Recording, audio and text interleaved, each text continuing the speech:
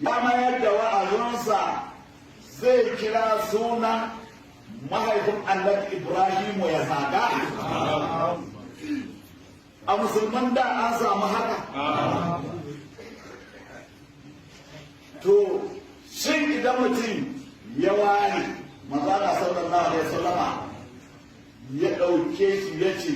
shi kawai darasin da zai ba mutane yana so ya gaya mutane mahaifin manzan Allah na wuta can a mugun darasinsa. Shin to me yake so ya karantar da duniya? Shin a wannan maganar akwai sukan manzan Allah sallallahu alaihi wasallama gaba da gaba ko babu? Wanda ya kokarin rage darajar manzan Allah daidai da kan aka yi ba, inda yana musulunci yanzu ma musulmin ne. Kusa ne wancan da suka kira daga cikin kamun da ta wa wasu ko ba za su yi wa'azi za su wa'azi ya su zagi sai ce za su zagi mahaifin manzan Allah sallallahu alaihi wasallam su da rasu su ke can Allah ya rushe su Allah ya kunyatar da su kuma ku tambayi masu zagi ku ce ka rafe da alqur'ani in ka san girma alqur'ani ba kai sunan shan wiwi ba a gari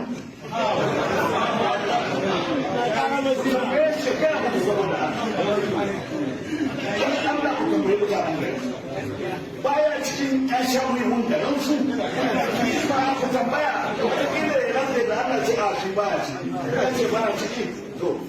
na hannu na kuma lissafi zan ce to shi kana ashe baya ciki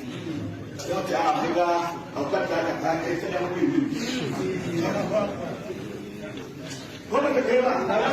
ta wuce na ta zai zara a yin dafa dan wiwi musulmi dan biya musulmi ba zai mayar da jawabansa zaki mahaifin manzan Allah ba zai yi ba ba zai yi to shi kuma waye babansa ne shi ne zakin mahaifin manzan Allah shi waye nasa baban a garinsu wani irin tashe mahaifinsa ya yi na barna har ya gada ya zama da tambaya ko yan wannan tsalle don Allah